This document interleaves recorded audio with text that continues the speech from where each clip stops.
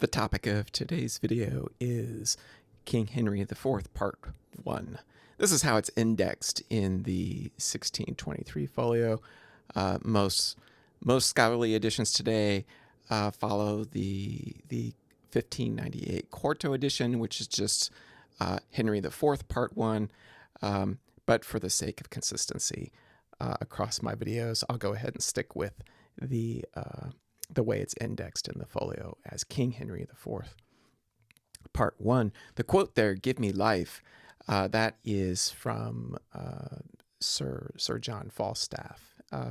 His soliloquy right before the Battle of Shrewsbury, which occurs in the 5th act of the play. And we'll take a look at that full speech later in the video. Here's the title page for the 1598 quarto. Again, you can see there it's listed History of Henry IV. And it was printed in 1598 by a man named Peter Short for Andrew Wise, who published a number of Shakespeare's histories and made quite a lot of money off of them. Wise was responsible for the early quartos of Richard II, 1597, Richard III, also 1597, the second part of Henry IV in 1600. And again, most of these titles appeared in multiple editions prior to Wise's sale of the publishing rights to these plays to a man named Matthew Law in 1603.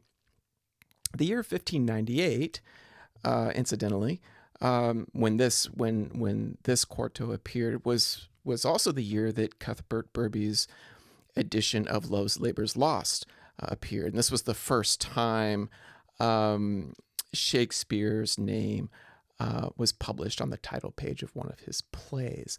Wise did not include Shakespeare's name on the title page of this play, but he would add it to the second quarto edition a year later in 1599. You can see it's very similar to the first quarto title page, although the printer is different. And you can see there William Shakespeare's name. It says newly corrected by William Shakespeare, but this can't really be proven and is just as likely a gimmick to get people to buy, to raise interest in the second quarto. But scholars can't find any trace of Shakespeare's hand in the changes that were made to that quarto. There would be, I think, five quartos by 1613. The Battle of Shrewsbury is also mentioned on the title page. This occurred in 1403, and this was the first significant military engagement in a series of civil wars that took place throughout the 15th century, concluding with Richard III's defeat at the Battle of Bosworth Field in 1485, which concluded the Wars of the Roses. By including the Battle of Shrewsbury on the title page of Henry IV, Part 1, Wise was possibly promoting live performances of the play. Staged battles were quite popular with theater audiences, as you might imagine. And so as long as people were paying admission to see the plays, there would be a market for the publication as well. Another interesting feature of this title page is the addition of Falstaff. It's interesting for several reasons. First, the mention of a comic character. Immediately adjacent to the mention of one of the bloodiest battles in English history seems jarring, but it's not inconsistent with the structure of the play itself, which scholars often comment on the rapid switches between the scenes of tomfoolery and drunken ribaldry on the one hand, with Hal and the whole Eastcheap gang, and then the scenes of military conspiracy and high-stakes diplomacy on the other, in various places around the country, in Wales, up north, in York, and then, of course, in London. Another interesting feature of Falstaff's inclusion here is it gives the play another face, and not the face of a prince like Bolingbroke or Percy, but of a commoner, a character that evidently appealed to many London theater goers. And finally, the name draws attention to a change that Shakespeare was compelled to make prior to publication of the play. Falstaff's character was originally named after the historical John Oldcastle, but the master of the revels in 1596-97, when this play was probably composed and performed, his name was William Brooke, the 10th Baron Cobham. He was a descendant of Oldcastle, and he did not approve of Shakespeare's satirical treatment of his ancestor and probably demanded the name change. In later private performances of this play, we know that Falstaff's name was switched back to Oldcastle, but Falstaff has stuck, and that's the name used in the publications, the contemporary publications, and the name that we use today.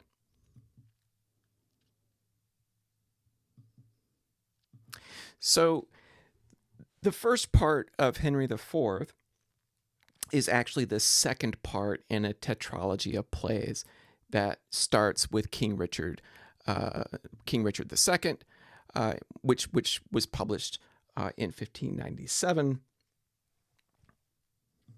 and it concludes with King Henry V. So it goes Richard II, the first part of Henry IV, the second part of Henry IV, and then Henry V in 1600.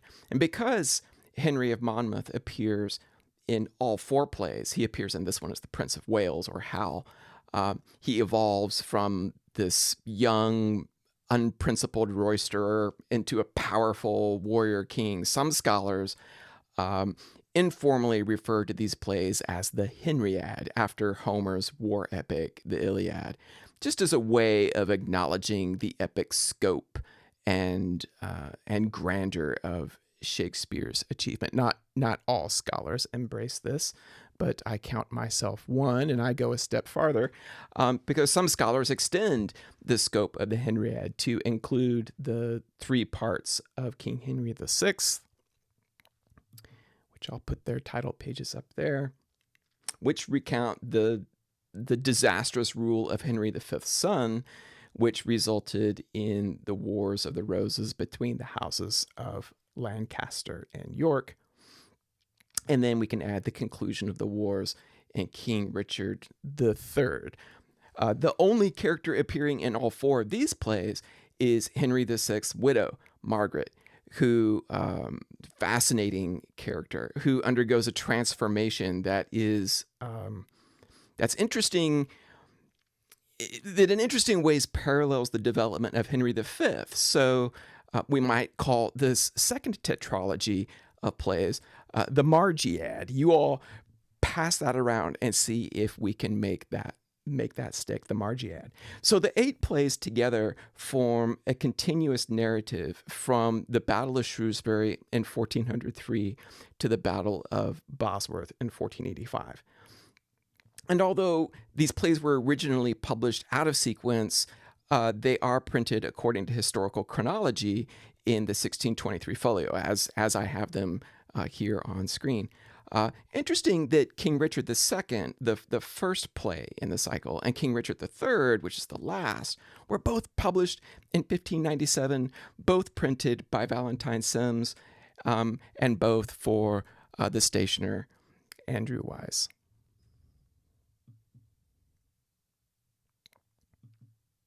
So the action of King Henry IV, Part 1, compresses the action, well, taken together, compressed into 2 plays, is a time span of roughly 10 years, from the Battle of Shrewsbury in 1403 to the coronation of King Henry V in 1413. Picking up where King Richard II ended, Part 1 begins with the usurper Henry Bolingbroke, eldest son of John of Gaunt, the Duke of Lancaster, facing significant resistance to his rule. 17 years earlier, for a little context, he joined a group of disaffected aristocrats known as the Lords Appellant, who challenged the authority of King Richard II. Many of the king's key advisors and courtiers were arrested and executed, and the king managed to keep a tenuous hold on the crown through this period, and eventually Henry Bolingbroke went into exile. Actually went on some crusades, I believe, and he eventually lost his substantial estates and titles upon the death of his father, John of Gaunt, in 1599. With the support of the Percy family, Northumberland and Worcester, Bolingbroke returned to England, eventually overthrowing the king, who starved to death in captivity. He reclaimed his vast territories, and then eventually seized the crown for himself over the heir presumptive Edmund Mortimer, to whom the Percys were related through marriage. And some of this does come up in part 1 of Henry IV.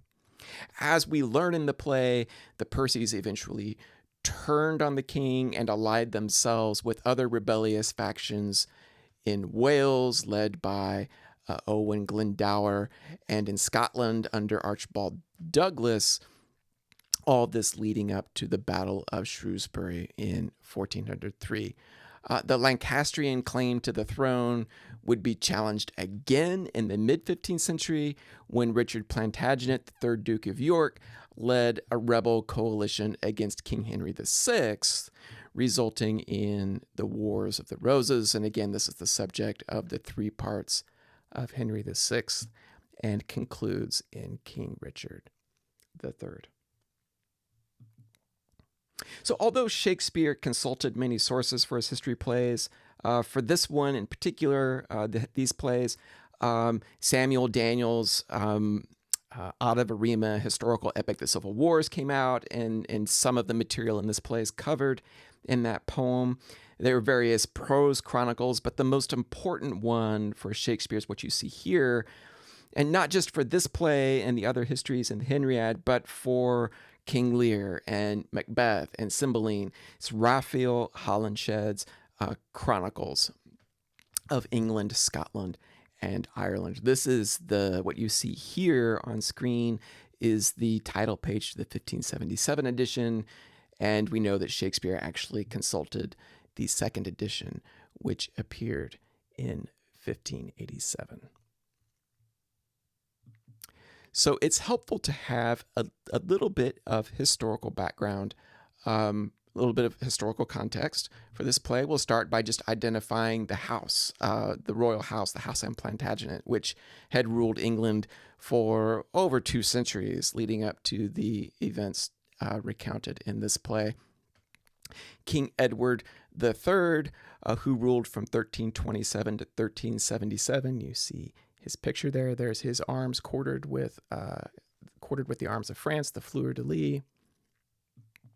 And he had several sons, but the 3 most important, Edward, Prince of Wales, the Black Prince, Lionel, Duke of Clarence, and then John of Gaunt, Duke of Lancaster. This is Henry IV's father.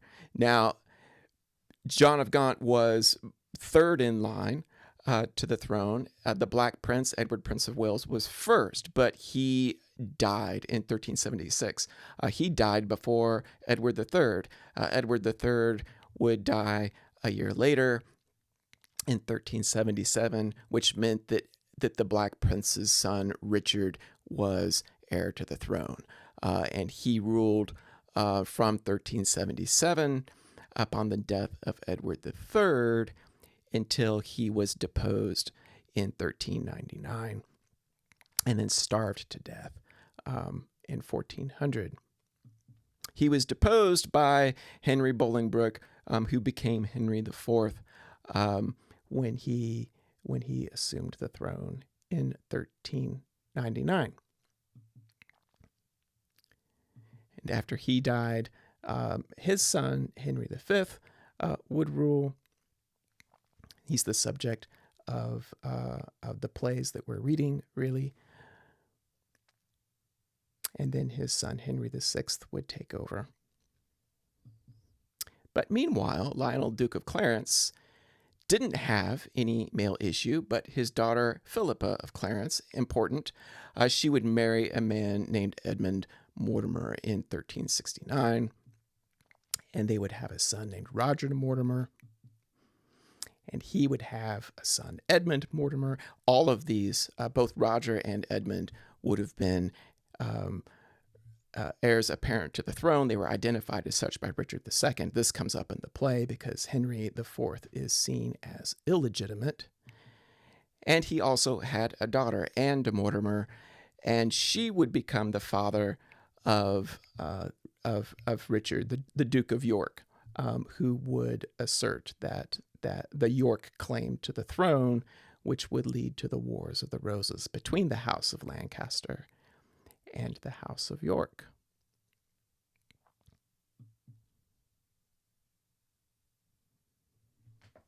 This is actually an 18th century illustration of the Battle of Shrewsbury. It is not contemporary at all. On the left, you can see the I guess the standard or gonfalon of the Plantagenets, and on the right is the standard for the House of Percy, the two belligerents in the Battle of Shrewsbury in 1403.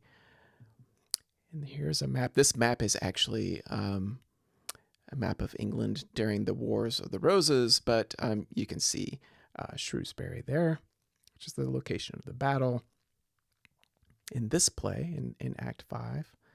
And here is the site of the battlefield today, which I love the cows there. They have no idea. Just eating their grass and enjoying the sunshine. In the background is a church that was, I believe it was ordered, built by Henry V to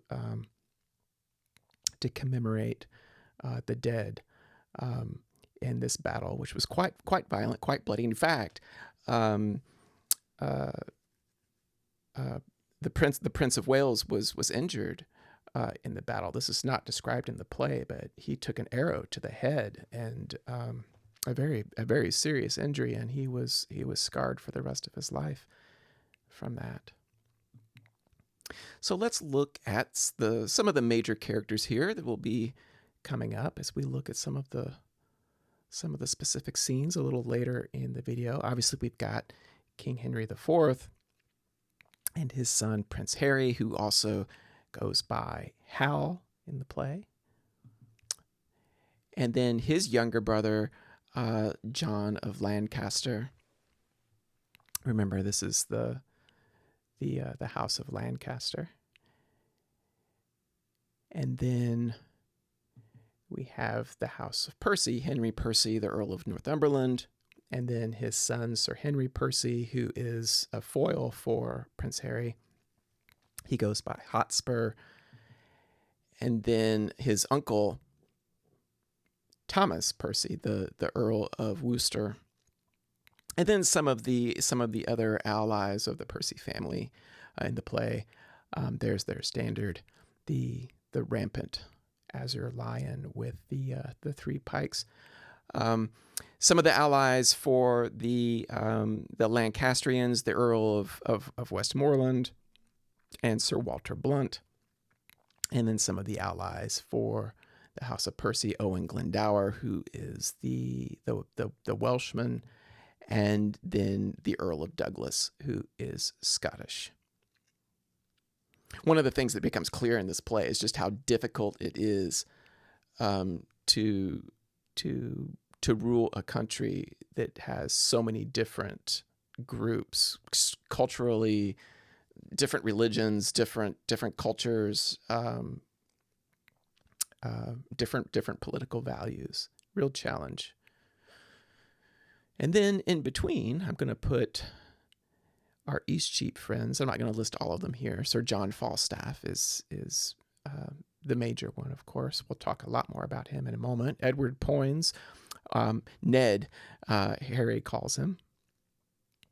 And then Probably one of the most memorable ones is Bardolph. Falstaff calls him the Knight of the Burning Lamp because of his alcohol-induced rosacea. He's hanged, by the way. Bardolph is in King Henry V. I think he loots a church, and Prince Harry, who's now king,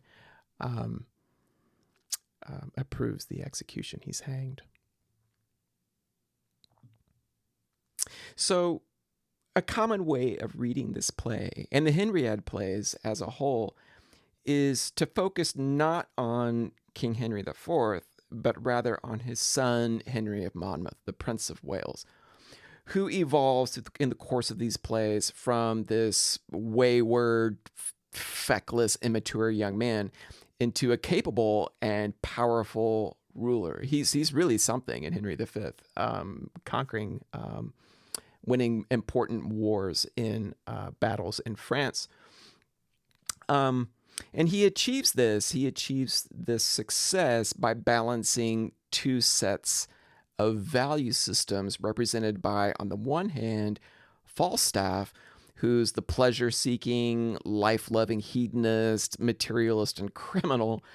And on the other hand, Sir Harry Percy, Hotspur, the volatile, chivalric idealist who prefers death to dishonor.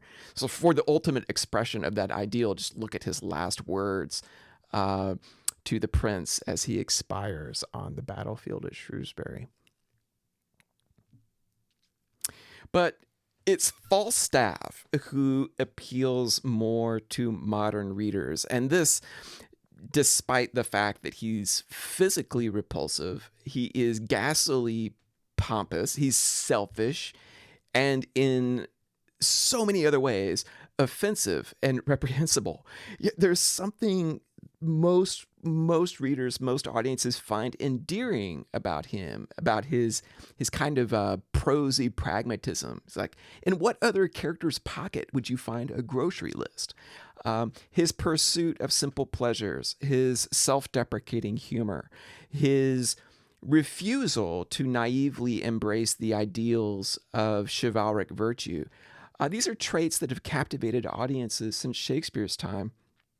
And I think it's the complexity of our response to him that makes him seem so compellingly human in comparison with the play's other major characters. And I think this quality is captured best in one of my favorite lines from the play. It's very subtle, but it's one of my favorite lines, and it comes near the end when Lancaster, Hal's younger brother, they've just, the battle is over, and they're sort of carrying off their dead, and Lancaster responds to Falstaff's fabricated account of how he's the one who killed Hotspur in single combat. And Lancaster says, "This is the strangest tale that ever I heard." And Hal very coolly, and I think admiringly, and perhaps even adoringly responds, "This is the strangest fellow, Brother John." I love that line. It's one of my favorite lines in the play. So here are some just to kind of get you thinking about Falstaff. I don't do this often in these videos, but I'm going to give you the commentary of other critics on Falstaff. Here's Sam Johnson talking about Falstaff in 1765 for his great edition of Shakespeare. "Unimitated, unimitable Falstaff, how shall I describe thee?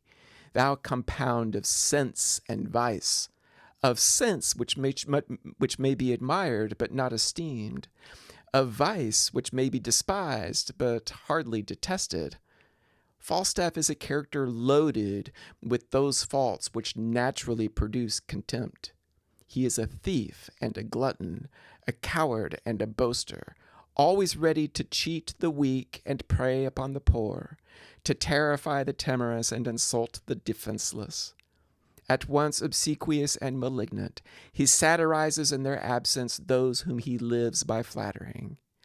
Yet the man thus corrupt, thus despicable, makes himself necessary to the prince that despises him by the most pleasing of all qualities, perpetual gaiety, by an unfailing power of exciting laughter. It must be observed that he is stained with no enormous or sanguinary crimes, so that his licentiousness is not so offensive, but that it may be borne for his mirth. The moral to be drawn from this representation is, that no man is more dangerous than he that, with a will to corrupt, hath the power to please, and that neither wit nor honesty ought to think themselves safe with such a companion when they see Henry seduced by Falstaff. Here is William Hazlitt, great critic of Shakespeare, writing of Falstaff in 1817. We are as well acquainted with his person as his mind, and his jokes come upon us with double force and relish from the quantity of flesh through which they make their way, as he shakes his fat sides with laughter, or lards the lean earth as he walks along. His body is like a good estate to his mind, from which he receives rents and revenues of profit and pleasure in kind, according to its extent and the richness of the soil. He would not be in character if he were not so fat as he is, for there is the greatest keeping in the boundless luxury of his imagination and the pampered self-indulgence of his physical appetites. He manures and nourishes his mind with jests as he does his body with sack and sugar. He carves out his jokes as he would a capon or a haunch of venison, and pours out upon them the oil of gladness. His tongue drops fatness, and in the chambers of his brain it snows of meat and drink. He is represented as a liar, a braggart, a coward, a glutton, etc., and yet we are not offended, but delighted with him, for he is all these as much to amuse others as to gratify himself. The unrestrained indulgence of his own ease, appetites, and convenience has neither malice nor hypocrisy in it.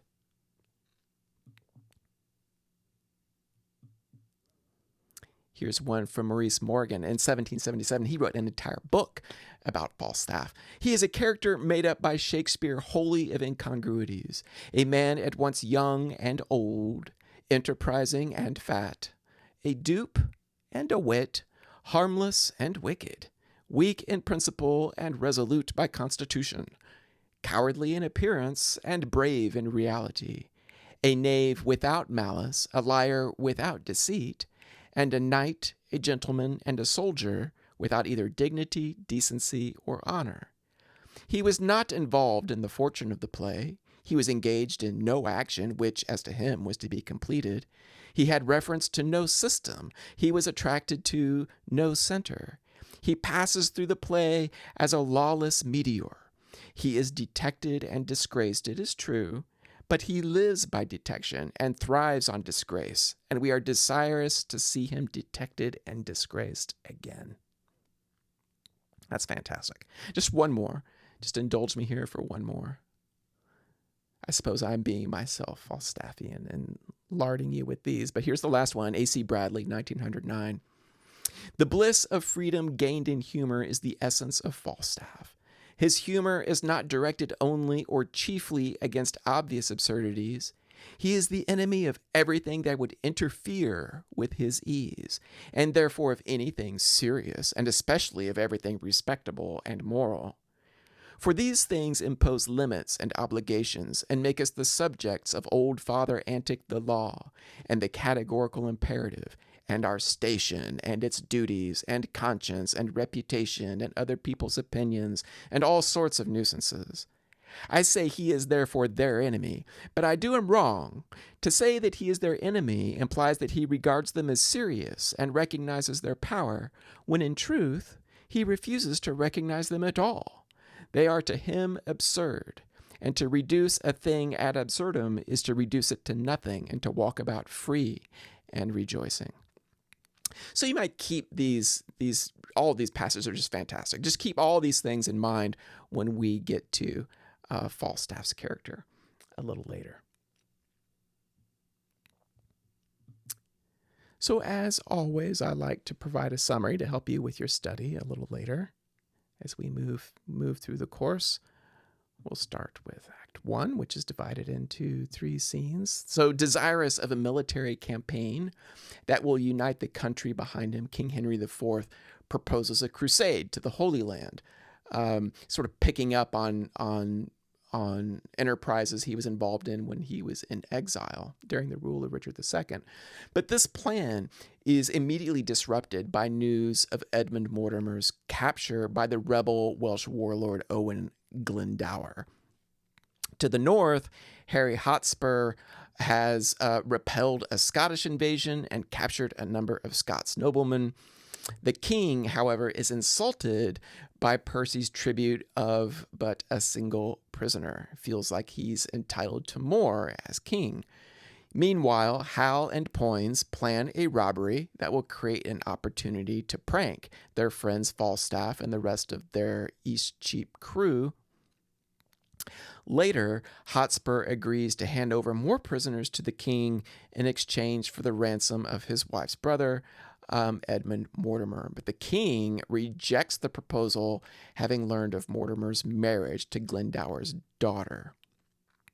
Northumberland, that's Hotspur's father, and his uncle Wooster calm the agitated Hotspur, and they begin building a diverse rebel coalition that will include Archbishop Scrope to the north and their former enemies, Douglas and Glendower.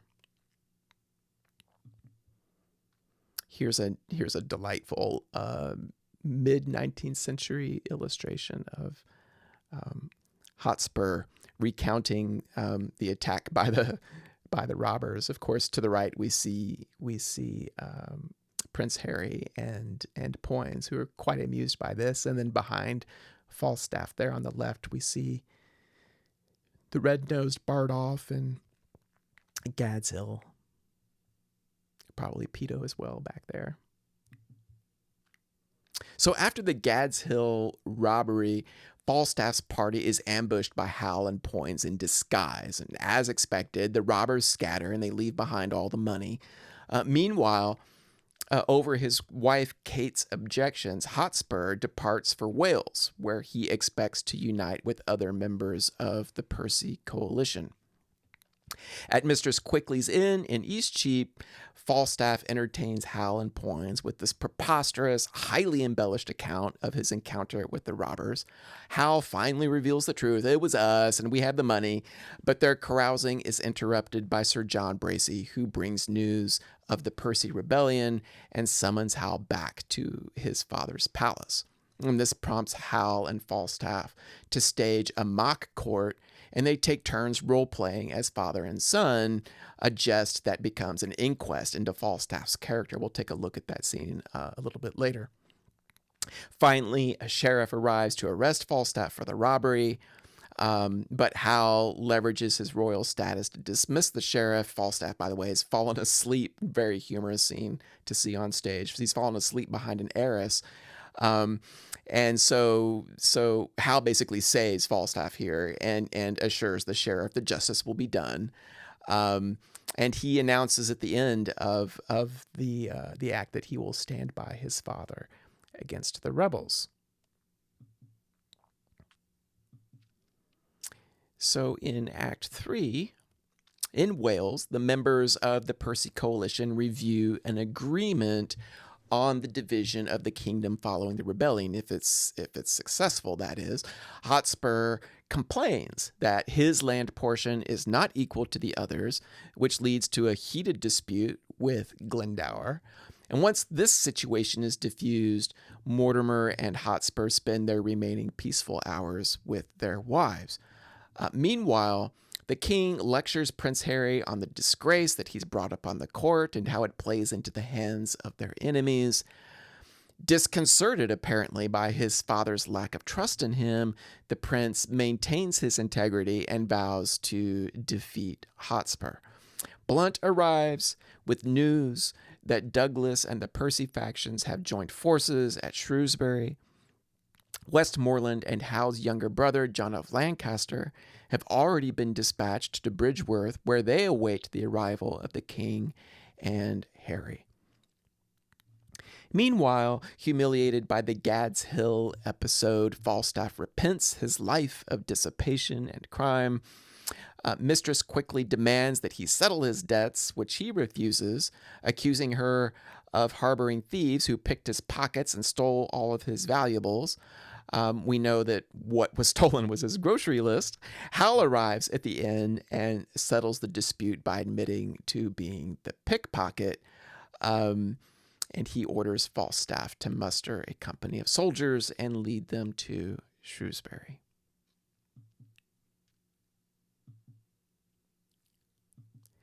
In Act 4, the rebels face serious setbacks when Hotspur's father, Northumberland, falls ill, and Glendower reads the stars and sees trouble, and he backs out of the campaign. Hotspur and Douglas insist on moving forward with the original plan, despite the misgivings now of Wooster and Sir Richard Vernon. On the other side, meanwhile, Falstaff has conscripted a company of puny, inexperienced men who were simply too poor to bribe Falstaff and get themselves out of service. So all of the competent soldiers just paid Falstaff gold, which left Falstaff with this ragtag bunch of ragamuffins, I think they're called at one point. At Shrewsbury, Sir Walter Blunt meets with the rebel coalition to negotiate a last-ditch peace agreement. And during that conversation, Hotspur recounts a long list of grievances and affronts endured by the Percys, without whose support, he says, Bolingbroke would never have been in the position to claim the throne in the first place. To the north, in York, Archbishop Scrope, like Glendower, he senses trouble, that the rebels are not going to be successful. He starts forming an alliance to repel the king, who he believes will direct his armies northward after stamping out the rebels at Shrewsbury. And in fact, that is what is announced at the end of the play. Here's a great illustration, same artist as before, German illustrator, mid-19th century, shows the really very odd but funny scene on the battlefield. You can see the battle going on in the background of this illustration when Hal asks for Falstaff's sword, and Falstaff says, "No way, you can have my sword. Here, have my pistol." And it's a bottle of liquor, and Harry throws the bottle at him, and then goes off and fights Hotspur. So Wooster meets with the king at the beginning of Act 5, who dismisses the Percy's grievances as overblown propaganda to stir up popular dissent. Meanwhile, to demonstrate his mettle, Prince Harry proposes a duel between himself and Hotspur to resolve the conflict without further bloodshed.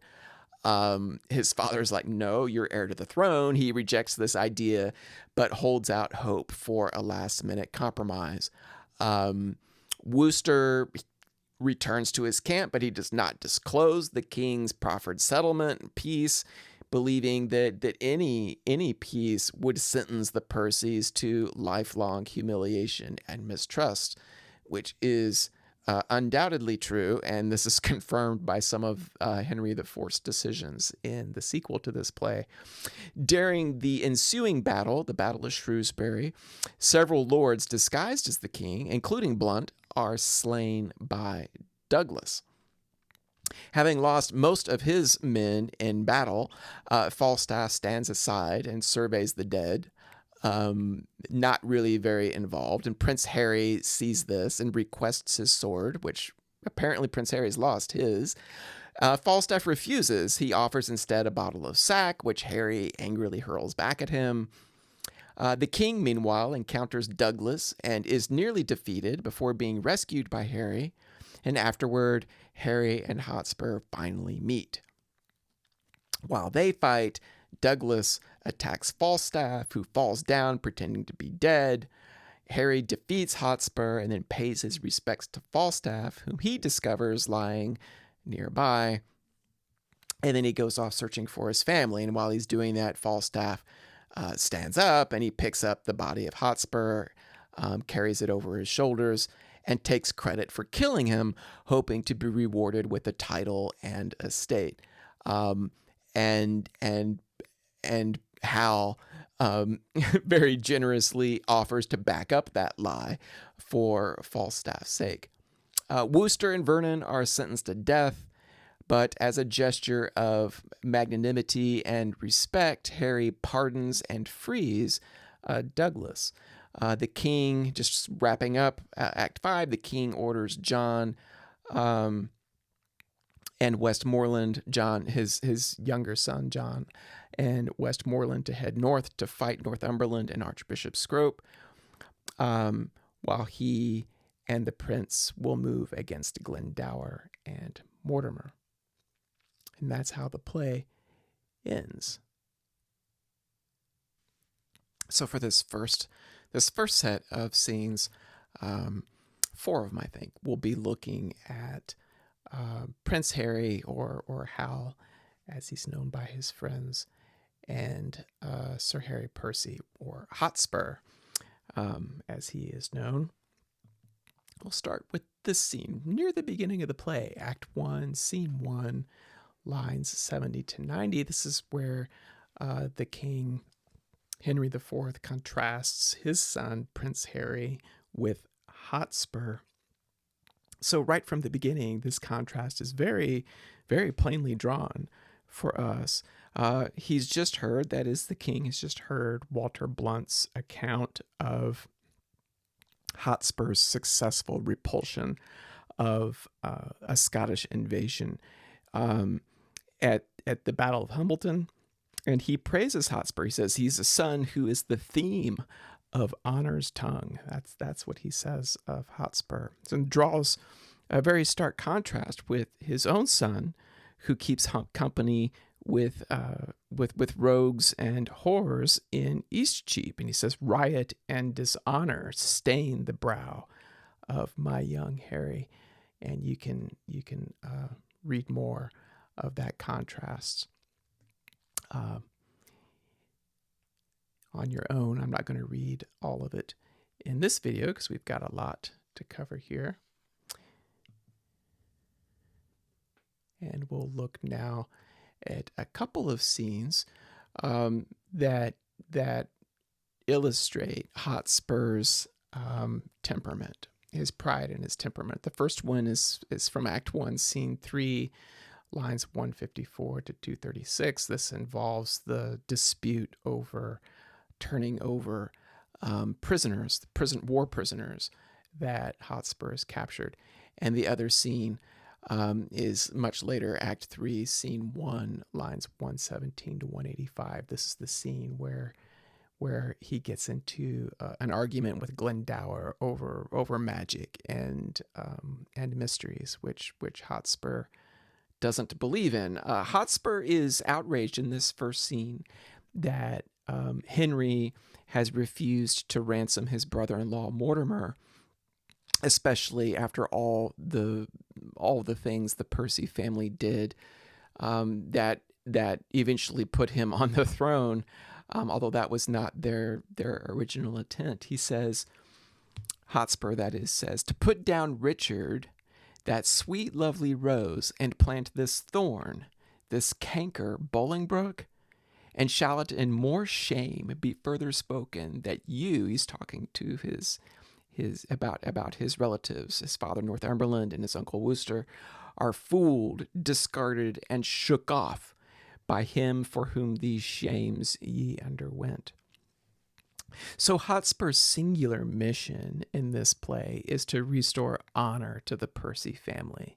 He says, send danger from the east unto the west, so honor cross it from the north to south, and let them grapple.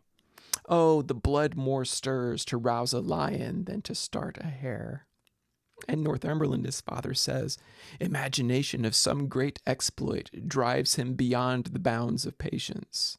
Hotspur continues, by heaven, methinks it were an easy leap to pluck bright honor from the pale-faced moon, or dive into the bottom of the deep, where fathom line could never touch the ground, and pluck up drowned honor by the locks, so he that doth redeem her thence might wear without co-rival all her dignities. The other scene here, and right after he says this, Wooster, recognizing Hotspur's reckless passion, he says he apprehends a world of figures here, but not the form of what he should attend. And then a little later in the scene, Northumberland later links this passion that's untempered by the calculation of reason to femininity. He says, "What a wasp-stung and impatient fool art thou to break into this woman's mood, tying thine ear to no tongue but thine own." So that's a pretty significant statement in light of the way women are portrayed elsewhere in the play. In the second scene here, Act 3, Scene 1, Hotspur believes that he has been cheated in the proposed division of the kingdom. Again, that is, if the rebellion is successful. And this leads to a squabble with Glendower, the Welsh warlord, whose interest in poetry, in learning and magic, all this irritates Hotspur, whose only interest is martial glory and material acquisition. His antagonism to Glendower's antagonism threatens the coalition, and once again, his temper has to be cooled by his family. And Wooster says this about Hotspur's impatience. He says, "Though sometimes it show greatness, courage, blood, and that's the dearest grace it renders you, yet oftentimes it doth present harsh rage, defect of manners, want of government, pride, haughtiness, opinion, and disdain, the least of which, haunting a nobleman, loseth men's hearts, and leaves behind a stain upon the beauty of all parts besides, beguiling them of commendation." So those are two good scenes that show us Hotspur's character. Going back to Act 1, this is Hal, Prince Harry, this time, who soliloquizes in these lines 170 to 192 on his political future. In this speech, he shows that he's quite conscious of his future and that he will one day have to turn against. He'll have to betray his roguish Eastcheap associates in order to advance himself. And in fact, he believes that his current association, youthful association with Falstaff and the other Eastcheap rogues, by temporarily lowering expectations for him in the eye of the public, this will later serve in his favor to make his moral transformation seem more miraculous and enhance his credibility as a ruler. Despite what his father thinks of him at this point in the play, he is quite conscious, I think, of the performative nature of kingship. He says in this speech, "Yet herein will I imitate the sun, who doth permit the base contagious clouds to smother up his beauty from the world, that, when he please again to be himself, being wanted, he may be more wondered at, by breaking through the foul and ugly mists of vapors that did seem to strangle him." So a very calculated way of thinking about his friendships with Falstaff and the others that hang out in the slums of London. And finally, this is an important scene. It shows Harry starting to change, starting to turn. This is Act 3, Scene 2. lines 29 through 159, Harry has been summoned back to the palace where he is lectured by his father. These are long speeches in this scene between the king and his son about how to rule effectively. Henry believes that Prince Harry is taking the same risks, that he's making the same mistakes as his predecessor, Richard II, who lacked, he believes, the majesty and the dignity appropriate to a monarch. He did not perform the role of king well, which made it both easy and even necessary to depose him.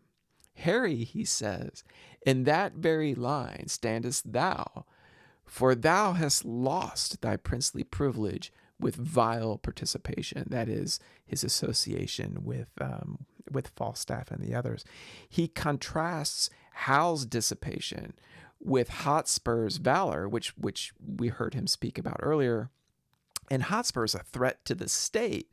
Not only is Hotspur an enemy, but he accuses his son here of lacking the courage to stand up to him. He believes that he would rather serve Hotspur and continue or preserve his Epicurean, carefree lifestyle than defend the throne. So the king says, "Why, Harry, do I tell thee of my foes, which art my nearest and dearest enemy? Though thou that art like enough through vassal fear, base inclination, and the start of spleen, to fight against me under Percy's pay, to dog his heels and curtsy at his frowns, to show how much thou art degenerate." So naturally, this coming from his own father really stings the prince, who defends his integrity here, and he swears loyalty to his father and promises at this point, he promises that he will engage with Hotspur in battle, and that doing so, he says, will more than compensate for the perceived shame that he has brought upon the court. Hal says, "I will redeem all this on Percy's head, and in the closing of some glorious day be bold to tell you that I am your son, when I will wear a garment all of blood, and stain my favors in a bloody mask, which, washed away, shall scour my shame with it." So the next group of scenes we're going to look at, there's Falstaff and my favorite of the East Cheap Rogues, Bardolph, with his glowing red nose, like Rudolph, the red-nosed reindeer. We're going to look at some scenes here between Falstaff and Hal, starting with this one, their very first one, where they discuss the fortunes of the Moon's men, as Falstaff calls their crew. This is lines 1 through 60. So, like I said, this is the first exchange between Falstaff and Hal right at the beginning of the play, and it starts with a discussion of time. Hal, when this scene is staged, usually Hal is waking up Falstaff, who's passed out asleep in the middle of the day, and Hal faults Falstaff for his disregard for time, for organizing his life around self-indulgent pleasure rather than some sense of duty.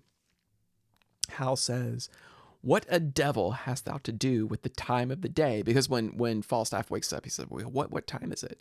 Hal says, "Well, what a devil hast thou to do with the time of the day, unless hours were cups of sack, and minutes capons, and clocks the tongues of bawds, and dials the signs of leaping houses, and the blessed sun himself, a fair hot wench in flame-colored taffeta. I see no reason why thou shouldst be so superfluous to demand the time of the day." And Falstaff's response is great. He says, "Indeed, you come near me now, For we that take Persis, he says, go by the moon and the 7 stars, and not by Phoebus. That is what he means there is the sun. And you remember Hal's soliloquy earlier where he commits himself to imitating the sun. We can contrast Falstaff's lax attitude towards time here with Hotspur's valorous punctuality in Act 5, Scene 2, lines 81 through 84, just a very short passage right before the Battle of Shrewsbury when Hotspur says, "Oh, gentlemen, the time of life is short. To spend that shortness basely were too long if life did ride upon a dial's point, still ending at the arrival of an hour." So this talk about time and duty between Falstaff and Hal, it leads Falstaff to acknowledge a future without the companionship of the prince. He will one day become king and leave behind his Eastcheap fellowship.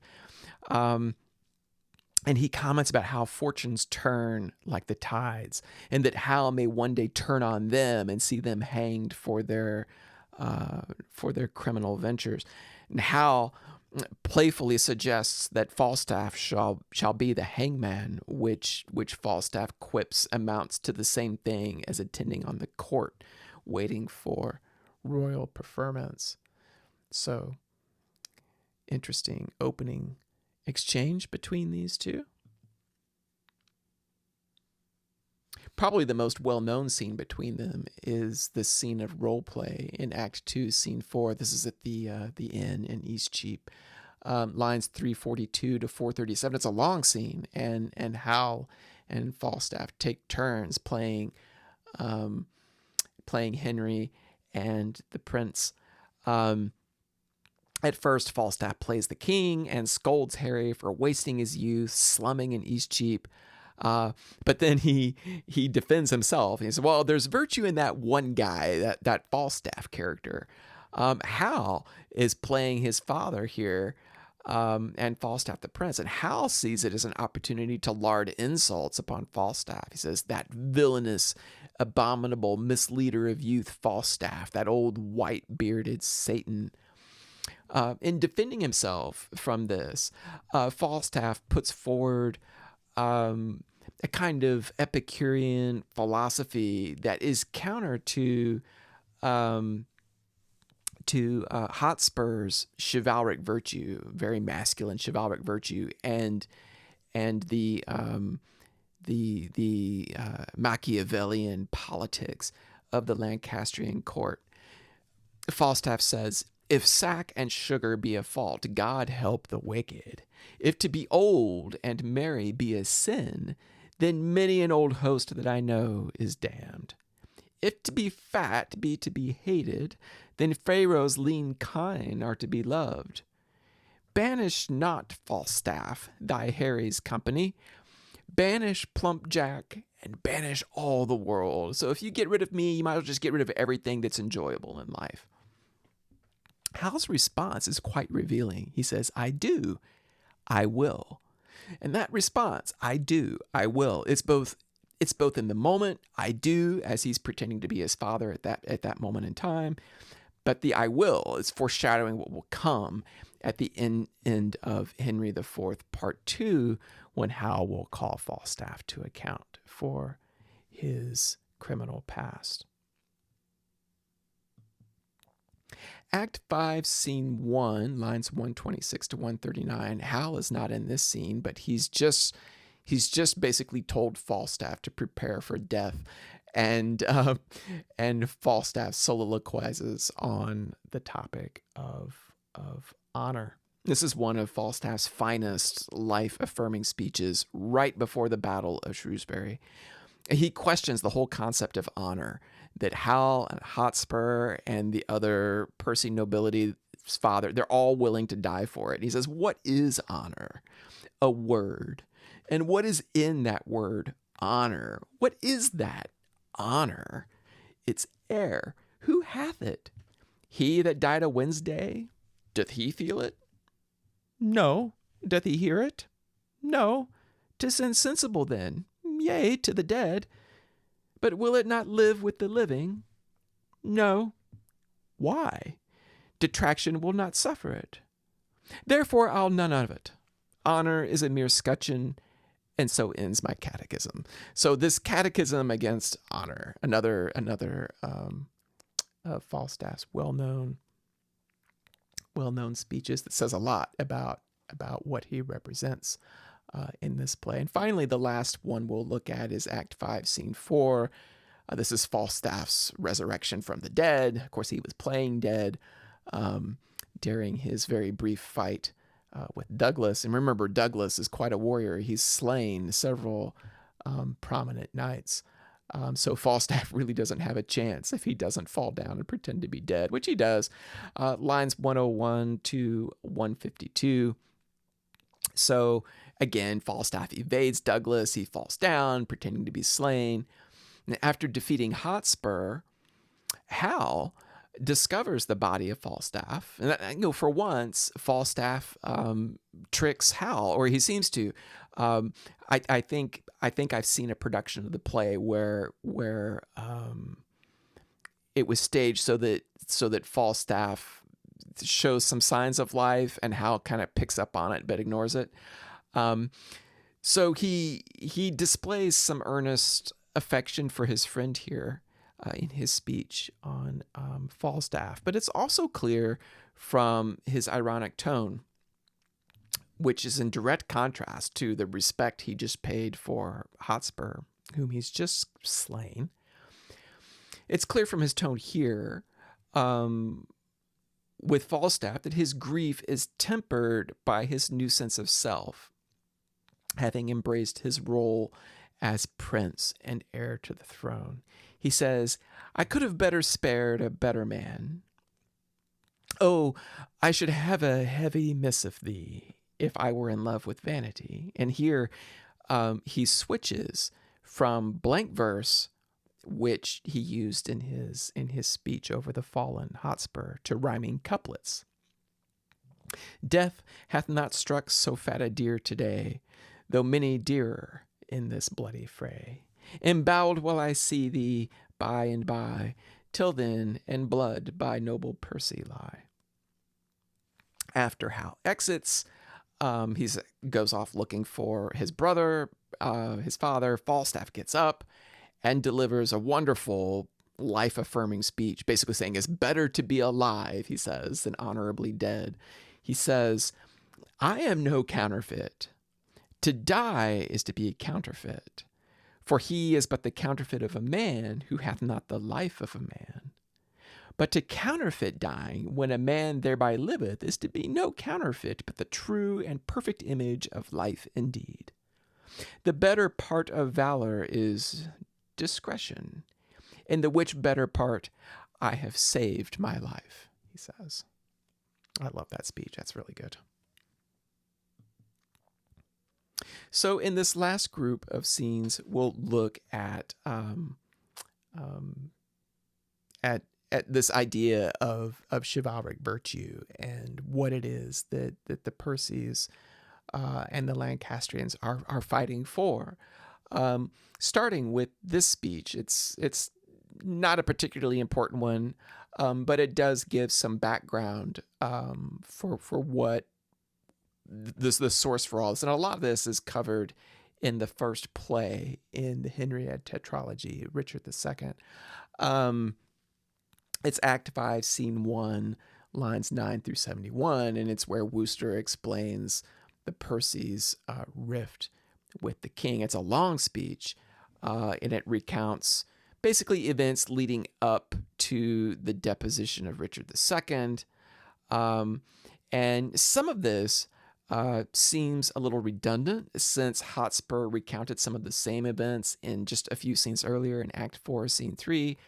But it is interesting to compare the two accounts because there are some noteworthy differences in what Hotspur chooses to emphasize over Wooster's account. Act 2, Scene 3, lines 31 to 105. This is Hotspur's exchange with his wife, Kate Percy. And then Act 3, Scene 1, lines 186 to 253, which is Lady Mortimer, who's the wife of Hotspur's brother-in-law, Edmund Mortimer. And I think these two scenes are interesting because they illustrate the role of women in this very masculine world. Women appear infrequently in the play.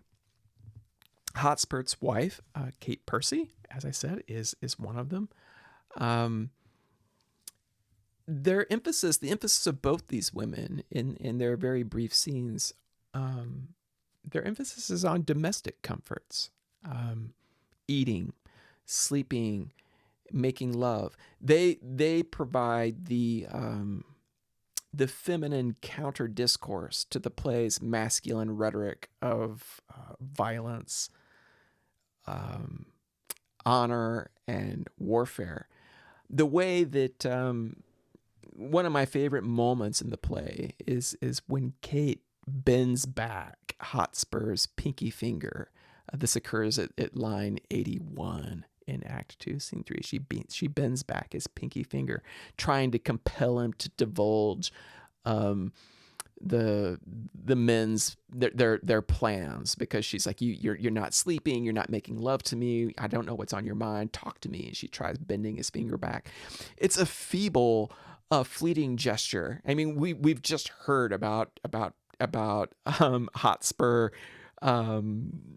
fighting and knee deep in blood and gore. So this is a really feeble and fleeting gesture, and it could be staged as kind of a playful lovers skirmish here. And it's not like she's really trying to hurt him necessarily. And it's in the shadow. This scene is in the shadow of what everyone in the audience at that time would have known as imminent bloodshed and death. So there's a pathos about this scene, and it reminds me a lot, actually, of a really famous scene in Book 6 of the Iliad, when Hector's son, his infant son Astyanax, he sees his father in full armor and is frightened and starts to cry. And so Hector takes off his helmet to calm the child and has this really tender moment with his family before marching off into battle.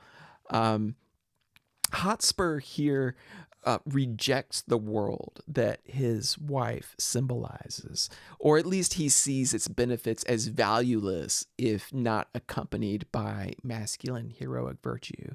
He tells her, "Love, I love thee not. I care not for thee, Kate. This is no world to play with mammoths and to tilt with lips." A little bit later, he says, "Come, wilt thou see me ride? And when I am a horseback, I will swear I love thee infinitely." The other scene here, Act 3, Scene 1, is an emotional exchange between Mortimer and his wife, Glendower's daughter, before the men depart for Shrewsbury. She doesn't even speak English, and Mortimer does not understand Welsh, and yet they clearly demonstrate a really strong emotional bond. Like Kate in the previous scene, Lady Mortimer here represents the feminine pleasures of the hearth, song and rest, sleep. And her father has to translate for her. This starts around line 208, when he says, "She bids you on the wanton rushes lay you down and rest your gentle head upon her lap. And she will sing the song that pleaseth you, and on your eyelids crown the god of sleep, charming your blood with pleasing heaviness, making such difference twixt wake and sleep as is the difference betwixt day and night, the hour before the heavenly harnessed team begins this golden progress, his golden progress in the east." Observing this, and not impressed by it. Hotspur does not like Glendower.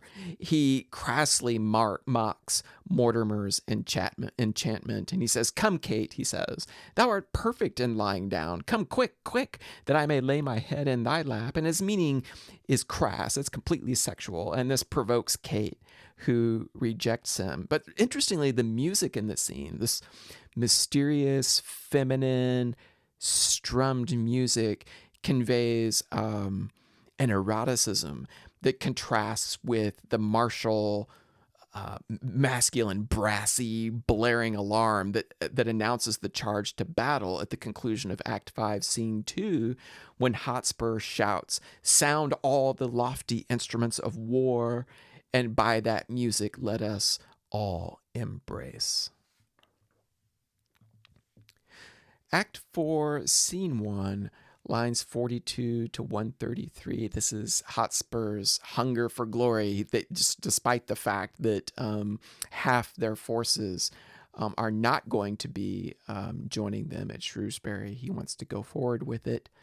And we also get a glimpse of Prince Harry's metamorphosis into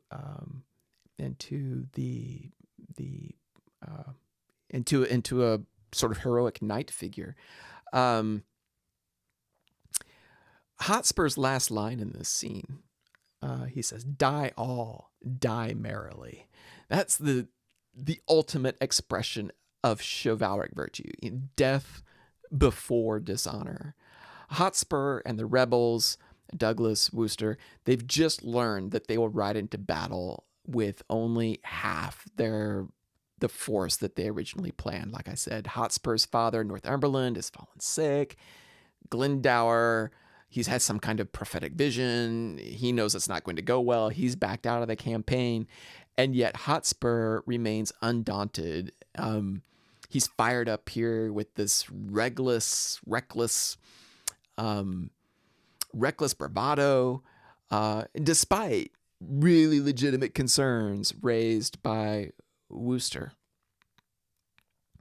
Some readers have noted a latent homoeroticism in this scene in Vernon's description of Prince Harry mounted on his horse.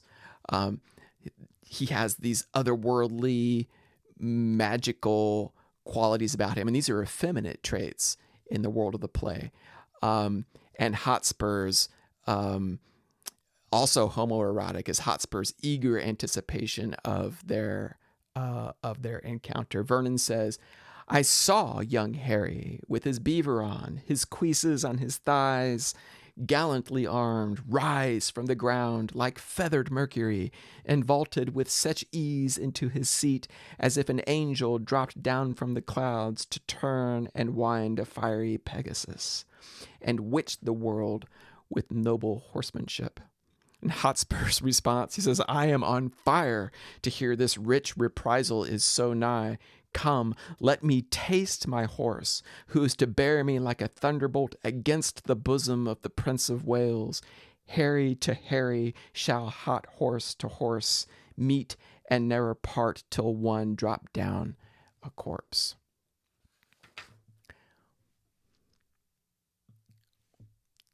So a string of scenes here, a string of passages, just building on Prince Harry's transformation. Born again chivalrous, I say. Act 5, Scene 1, lines 86 to 100. These are all relatively short passages. Scene 2 of Act 5, lines 45 to 78. And then again, Scene 4, lines 76 to 100. You can take a look at these three scenes. I'm not going to read through all of them, but if Shakespeare's purpose is to show Hal's transformation from wayward youth to intrepid leader ready to rule a kingdom, here's the proof. He lauds Hotspur's reputation, that is, Prince Harry does, for his reputation, Hotspur's reputation for bravery, for valor. And he even admits that he has, quote, truant been to chivalry, but he now challenges Percy to single combat to decide the dispute.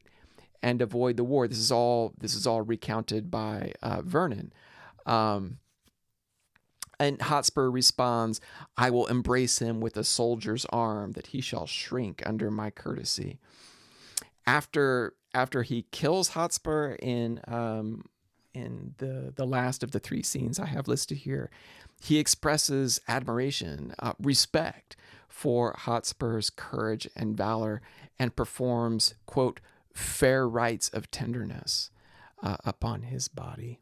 Again, those are, you can read lines 86 to 100 for those fair rites.